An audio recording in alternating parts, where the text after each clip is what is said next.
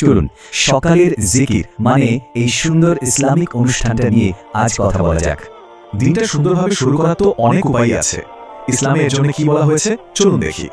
আজকের আলোচনায় থাকছে সকালের স্মরণ, মূল কোরআনের আয়াত, সুরক্ষা চাওয়া আর দিনের জন্য প্রার্থনা। তো সবার আগে জেনে নিই এই সকালের স্মরণ বা জিকির জিনিসটা আসলে কি।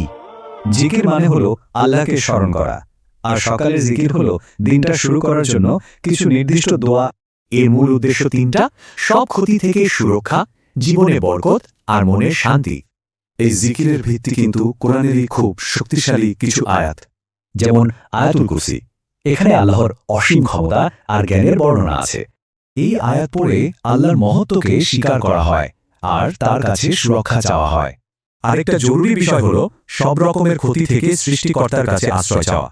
এর জন্য কোরআনের 3টা রক্ষাকারী সূরা, যেগুলো কুল নামে পরিচিত, 3বার করে পড়া হয়। সূরা ইখলাস আমাদের মনে আল্লাহর একত্ববাদের ধারণাটা একদম গেঁথে দেয়। আর সূরা ফালাকে আমরা রাতের অন্ধকার বা যে কোনো লুকানো বিপদ থেকে আশ্রয় চাই।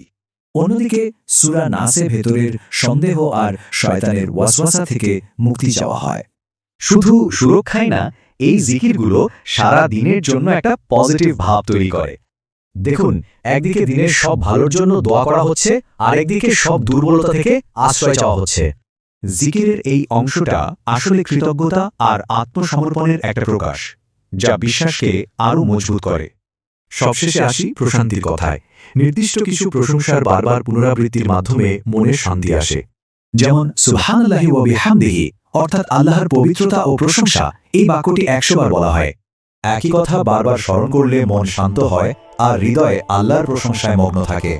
তার মানে সকালের জিক্র হলো দিনের জন্য একটা কমপ্লিট আধ্যাত্মিক বর্মের মতো। সংক্ষেপে বললে এটা বিশ্বাসকে শক্ত করে, সুরক্ষা দেয় আর মনকে কৃতজ্ঞতায় ভরে তোলে। এই পুরো ব্যাপারটা আমাদের এটাই মনে করিয়ে দেয় যে একটা দিনকে সচেতনভাবে শুরু করার শক্তি অনেক